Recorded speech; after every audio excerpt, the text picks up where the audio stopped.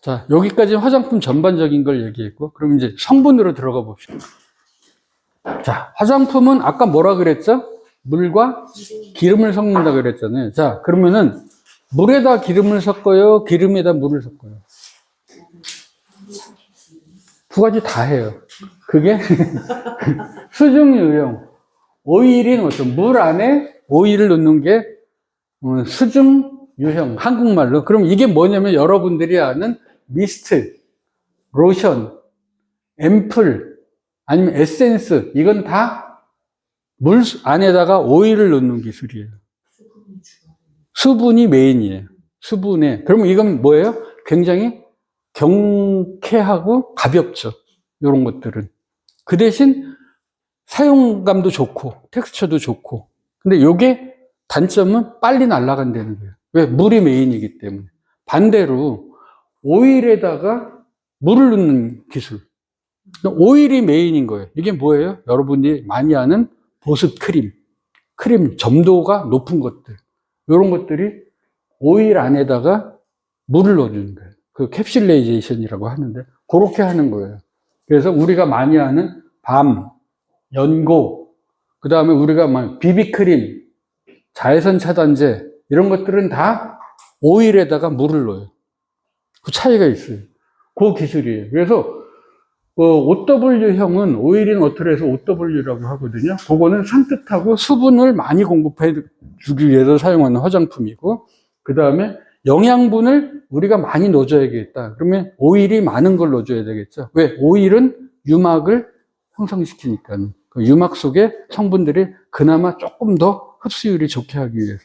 그래서 기능성 화장품들은 보면은 대부분 크림 타입이 많아요. 유막 형성에 의해서 침투를 시켜줘야 돼요. 근데 로션이고 이런데 이 기능성 화장품, TV 광고 나오고 홈쇼핑 하는 거 보면 로션인데도 효과가 많이 좋대. 그거 다 사기예요. 그럴 수가 없어. 오로지 보습이에요, 보습. 그런 것들은. 최대한 내 피부에서 나오는 피지와 여기 들어있는 오일이 잘 맞게끔 하는 그런 기능을 하는. 화장품은 유화의 기술인데 물과 기름을 섞는 기술이다. 물 속에다가 오일을 넣을 거냐, 오일에다가 물을 넣을 거냐에 따라서 텍스처가 무겁다 그러면 크림 타입이고, 그거는 오일에다가 물을 넣은 거고, 그 다음에 가볍고 경쾌하다 그러면 물에다가 오일을 넣은 거다. 이렇게만 이해를 하시면 돼요. 그 정도는 이제 금방 이해하시니까. 그렇게 해서 차이가 나는 거고요. 물과 유화의 기술. 그 다음에 화장품에 반드시 들어가는 거는 물과 기름을 섞는 거라 그랬잖아요. 물과 기름을 섞는 거는 계면활성제예요. 우리가 얘기하는 계면활성제. 근데 계면활성제는 두 가지 기능을 해요. 첫 번째가 지금 얘기한 물과 기름을 섞는다. 두 번째는 계면활성제가 하는 일이 세정 효과. 씻어내는 거. 이물질을 씻어내는 효과를 주는 거거든요. 그래서 세정제를 썼는데 우리가 이거 세정력 엄청 좋아 하는 게 뭐예요? 대표적인 게 샴푸. 샴푸는 엄청 세정력이 좋죠. 왜?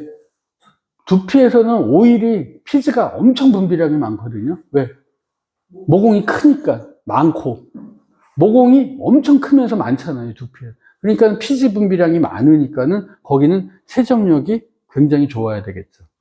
그 대신 우리가 사용하는 화장품은 세정력보다는 뭐예요? 보호막을 형성시키는데 집중을 해야 되겠죠. 그래서 세정 효과를 좋게 하기엔 클렌징의 효과를 하는 계면활성제를 우리는 대부분 SLS, SLES라고 해서 요거는 뭐냐면 음이온 계면활성제라고 해요. 음이온 계면활성제. 요거는 문제는 알칼리성이에요. 그래서 세정력이 좋은 거는 거의 알칼리성이에요. 그래서 샴푸가 알칼리성인 거예요. 그래서 세정력이 좋은 거예요. 그 다음에 세정제가 아닌 유화제는 뭐라 그랬어요? 물과 기름을 섞는 거라고 했잖아요. 그거는 유화제라고 하는데, 그거는 아미노산 계열이라고 해서 굉장히 부드럽고 텍스처가 좋게 나오는 그런 것들이에요. 그래서 SLS, SL, ESL에는 이온성 계면활성제는 굉장히 값이 싸요. 그래서 샴푸나 린스 같은 거 보면 값이 싸죠. 1리터짜리 500ml짜리인데 몇천 원밖에 안 하잖아요. 그거는 계면활성제 자체가 엄청 싸요. 요 SLS 이런 성분들이. 소듐 라우릴 설페이트 뭐 이런 식으로 제가 뭐 얘기를 해도 잘 모르시겠지만 그런 성분들인데, 아미노산 계열이라고 해서 요거는 유화제인데 요거는 값이 굉장히 비싸요. 그래서 화장품 비쌀 수밖에 없어요. 유화의 기술이기 때문에. 그래서 세정제로서의 역할을 하는 거는 그 세정제의 역할을 하는 계면활성제가 있고 유화를 시키는 계면활성제가 있다. 자, 이제부터는 화장품의 핵심인 오일에 대해서 조금 공부를 해볼게요. 자, 우리 몸속에서는 아까 여러 번 공부했어요. 몸속에서 나오는 피지 성분은 뭐라 그랬죠? 네 가지 핵심이라 그랬죠? 트리글리세리드. 요게 뭐예요? 우리가 맨날 피 검사하면 나오는 중성지방. 중성지방. 그 다음에 왁스 에스테르라고 해서 강력한 보호막을 만드는 왁스 에스테르. 그 다음에 스쿠알렌이라고 해서, 스쿠알렌이 하는 역할은 이게 그 활성산소 있죠. 외부에서 만들어지는 활성산소를 차단해주는, 막아주는 역할을 하는 스쿠알렌, 유리지방산, 그리고 콜레스테롤, 이렇게 있는데, 요거는 굉장히 작아요. 요 네 가지 성분이 피지의 핵심 성분인데, 얘네들이 우리가 식생활, 생활 습관에 따라서 성분이 다 달라요. 사람마다 다 달라요, 이게. 그래서 생활 습관, 환경에 따라서 피지 분비의 변화가, 그래서 이렇게 차이가 많이 나요. 어떤 사람은 트리글리세리드가 많고, 어떤 사람은 왁스 에스테르가 많고, 그 다음에 자외선이 노출되면 이 성분도 변하고, 결국은 화장품 속에 있는 오일 성분이랑 내 몸에서 나오는 피지 성분이랑 잘 맞았을 때 이 화장품이 나한테 잘 맞아요. 또 어느 날 갑자기 팍팍 떠, 화장품이. 그러면은 화장품 속에 들어있는 오일이랑 내 몸에서 나오는 피지 성분이랑 잘 안 맞는 거예요. 근데 이게 어느 날은 잘 맞는데 어느 날은 안 맞잖아요. 그 이유는 뭐냐면은 내가 먹는 생활 습관이 좀 바뀌었거나, 잠을 잘 못 잤거나, 스트레스가 많았거나, 그러면 이게 분비량이 달라지니까. 그래서 그러는 거예요. 자, 오늘 내가 혈당이 높은 과당, 흰빵, 설탕, 이런 걸 많이 먹었어. 그러면 중성지방이 확 늘어나요. 삼겹살을 먹었다? 그러면 또 포화지방산이 또 확 늘어나고. 이제 이런 거에 따라서 굉장히 많이 변화가 일어난다는 거예요. 그래서 이게 화장품이 그래서 어려워요. 어느 날은 갑자기 내 몸에 맞는 것 같은데 어느 날은 안 맞고. 그거는 화장품의 문제가 아니라 본인의, 사람들의 문제인데, 이 사람들은 다 이 화장품이 잘못됐다고 해요. 화장품은 죄가 없는데. 자, 그러면은 사용하는 오일, 피지의 성분과 내 몸에서 나오는 오일이 다양하게 있는데, 오일은 크게 네 가지로 분류해요. 첫 번째가 천연 식물성 오일, 두 번째가 광물성 오일, 세 번째가 사람이 직접 만드는 오일, 합성 오일, 네 번째가 실리콘 오일. 그럼 여기에서 여러분들 화장품에는 어떤 게 제일 많이 들어갈 것 같아요? 천연 식물성, 광물성, 합성, 실리콘 중에. 자, 우선은 쉽게 크림 타입이다. 오일 속에 물을 넣는 크림 타입이다. 그러면은 대부분 광물성이 메인이에요. 근데 우리가 스킨처럼 아니면은 로션처럼 가벼운 텍스처다. 그러면은 천연식물성을 많이 써요. 이게 좋고 나쁘고의 차이는 없어요. 그 텍스처에 따라서 달라져요. 그래서 자, 광물성은 크림 타입이 많다 그랬잖아요. 그러면은 크림 타입이 많다는 거는 유막이 많이 형성된다는 얘기잖아요. 그러면은 여드름에 좋을까요, 나쁠까요? 여드름 피부에. 당연히 안 좋죠. 여드름 피부는 이미 피지 분비량이 많아서 유막이 형성되고 막혀갖고서는 지금 트러블이 생기는데, 거기에다가 더 오일 성분이 강한 거를, 유막이 있는 거를 추천해준다 그러면은 난리 나겠죠. 그러니까 그때는 이런 걸 써줘요. 천연식물성 오일이 많이 들어가 있는 가벼운 텍스처들을 추천을 해줘야 되는 거예요. 이런 식으로 오일이 뭐냐에 따라서 다른데, 여기 재밌는 거는, 여러분 실리콘 오일이라고 많이 들어봤죠? 실리콘. 이거 발림성이 너무, 알로에 겔에서 나오는 뭐 이런 거 보면 실리콘이 계통들이 많거든요. 요거는 오일은 아니에요. 근데 오일처럼 이렇게 굉장히 발림성이 좋고 하니까 오일로 분류를 해줘요. 이렇게 네 가지 쭉 있다는 거예요. 그 중에서 다양한 식물성 오일로 여러분들이 많이 아는 호호바 오일, 아르간 오일, 로즈힙, 피톤치드 이런 거는 식물성 오일이고, 그다음 바셀린, 스쿠알란 이런 거는 미네랄 오일이고. 여기서 재밌는 얘기는 스쿠알란은 피부에서 나오는 게 뭐라 그랬죠? 피지에 있는 게 스쿠알렌. 스쿠알렌이 워낙 좋아요, 성분으로. 문제는 스쿠알렌은 너무 반감기가, 스테빌리티가 떨어져요. 금방금방 깨져요. 그게 하는 역할이 뭐냐면, 스쿠알렌이 하는 역할이 활성산소를 잡아먹어서 피부를 보호해주는 역할을 하거든요. 스쿠알렌이 몸에서 안 나오면 난리 나요, 우리 몸은. 그 역할을 해서 굉장히 좋은 성분인데, 문제는 이걸 화장품에 쓰고 싶은데 바로바로 깨져. 그래서 인간들이 생각해낸 게 스쿠알렌을 안정화시킨 게 스쿠알란이에요. 자, 식물성 오일은 이렇게 식물에서 주로 많이 하는데, 제일 많이 쓰이는 게 식물성 오일로 대부분의 화장품에 이게 다 들어가요. 호호바 오일. 호호바 오일이 굉장히 인체의 피지랑 굉장히 유사해갖고 흡수력이 좋아요. 그래서 호호바 오일이 가장 많이 쓰이고, 광물성 오일로는 지금 얘기한 스쿠알란이 엄청 많이 쓰여요. 왜? 합성이 쉬워. 석유화학에 우리 지금 전쟁이 일어나서 난리난 거기 안에 스쿠알란이 엄청 많이 들어있어요. 추출해서 쓰는 거예요. 이거 스쿠알란 이런 게 있고. 그래서 스쿠알란이나 이런 광물성 오일이 좋은 거는, 그러니까 아토피. 이게 여러분들이 아셔야 될 게, 식물성 오일은 독성이 있어요. 천연물이기 때문에. 그 자체에 독성이 좀 있어. 그러다 보니까 피부의 친화력이나 이런 건 좋은데 그 자체에 독성이 좀 있어서 아토피나 이런 데 쓰면은 자꾸 문제가 돼요. 근데 광물성 오일은 있잖아요. 이게 이미 존재하는 물질을 추출해서 쓰기 때문에 독성이 없어요. 그래서 아토피나 이런 데는, 민감성 피부에는 광물성 오일이 좋아요. 많은 사람들이 천연 오일이 좋다고 하는데 그게 피부 타입별로 다 다른 거예요. 그래서 건강하고 노화된 피부를 하겠다 그러면 식물성 오일 메인으로 호호바 오일 같은 걸 쓰지만은, 아토피성 피부나 건선이다 이런 사람들한테 추천할 때는 광물성 오일이 많이 들어간 걸 추천하는 게 좋겠죠. 그 다음에 합성 오일, 실리콘 오일 이런 것들이 있는데, 이것들은 부가적으로 이렇게 많이 쓰인다는 거. 또 재밌는 거는 오일은 코메도가 뭐죠? 코메도. 여드름, 면포를 코메도라고 하죠. 블랙헤드, 화이트헤드, 이걸 코메도라고 통칭을 하잖아요. 코메도제닉이라는 지수가 있어요. 오일에 따라서. 그럼 뭐냐면은 이게 여드름이나 이런 피부 트러블을 얼만큼 일으킬 수 있는 오일이냐를 측정하는 건데, 그게 다 이렇게 분류가 되어 있어요. 그래서 코메도제닉 지수가 제로다 그러면은 모공을 막을 가능성이 하나도 없는 오일. 근데 코메도제닉 지수가 5다 그러면 얘를 쓰면은 엄청나게 모공을 막을 수 있는. 그러면 여기 무슨 얘기냐면은, 자, 내가 지금 여드름 피부야. 그러면 코메도제닉이 높은 걸 쓰는 게 좋아요? 낮은 걸 쓰는 게 좋아요?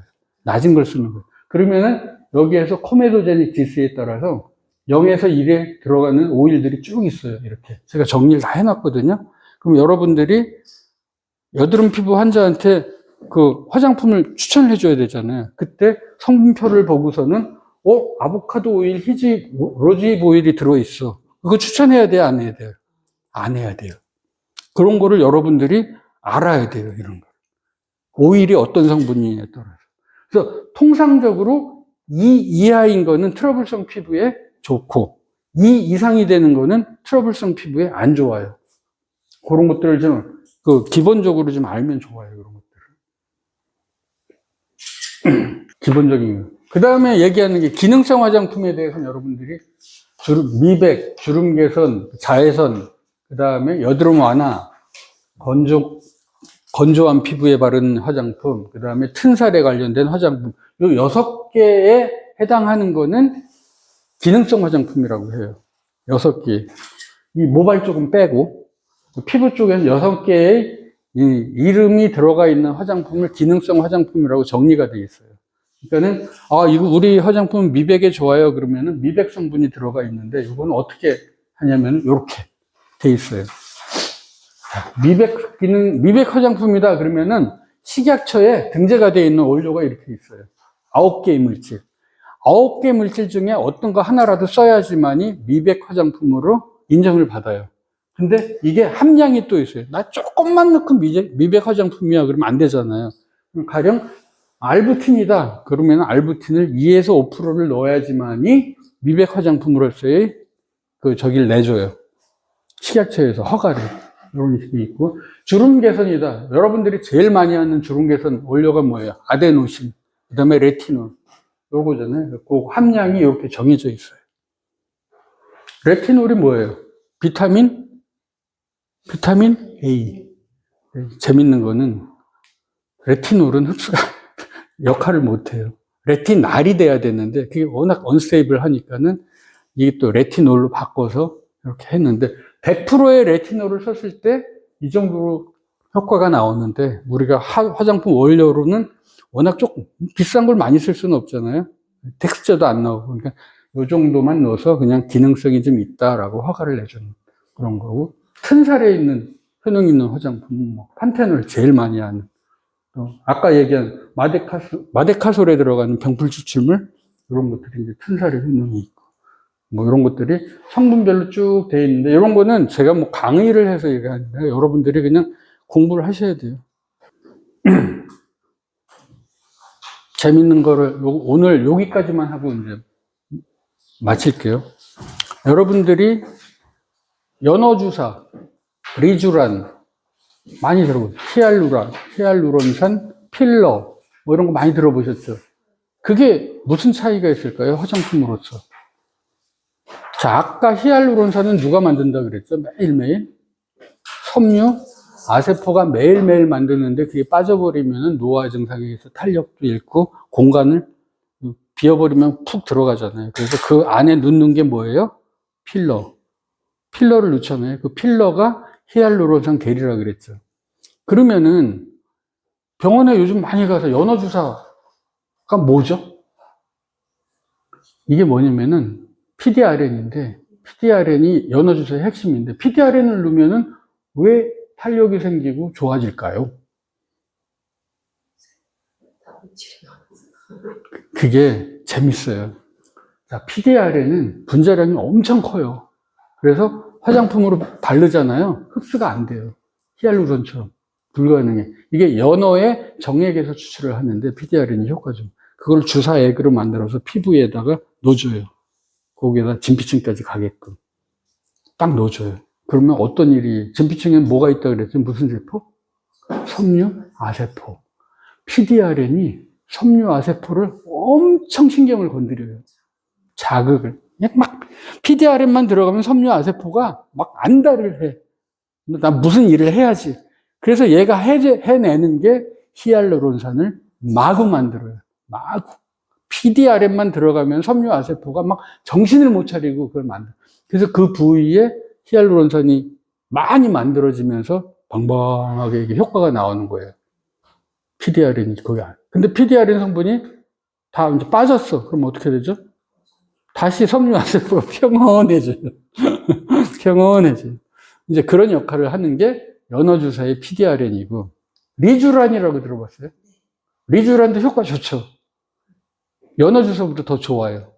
그거는 어디서 나오냐면, 연어의 정소, 수컷의 정소에서, 세포를 떼어내서 만드는 거거든요. PN이라는 물질인데, 그거는 PDRN보다 더 섬유 아세포를 자극해요. 그래서 리주란이 훨씬 효과가 좋아. 섬유 아세포의 활성도를 몇 배로 올려줘요. 그래서 리주란이 외국에서 사람들 와서 막 맞는 게 이제 좋은 건데. 근데 왜 한국에서 리주란 연어주사를 많이 맞을까요? 다른 나라도 다 있는데. 비싸요. 한국 사람들이 젓가락 기술이 있어갖고 정확하게 부위에다가 침에 주사의 길이가 있잖아요. 그거를 손기술이 좋아갖고 원하는 부위에 딱딱딱딱 잘라준대요. 난 그러더라고. 그래서 한국으로 많이 온다. 근데 외국에서 보면 자꾸 진피층이 아니라 피하지방에도 들어가고 이 깊이 조절을 잘 못해갖고서는 피부 트러블이 많이 생기는. 네. 자, 오늘은 여기까지. 이 보존제니 이런 것까지 여러분들 아니까는 사실은 한도 끝도 없이 교육을 해야 되는데 그럴 수는 없으니까는 지속적으로 기회 있을 때마다 오세요. 자, 오늘은 화장품학은 여기까지. 감사합니다.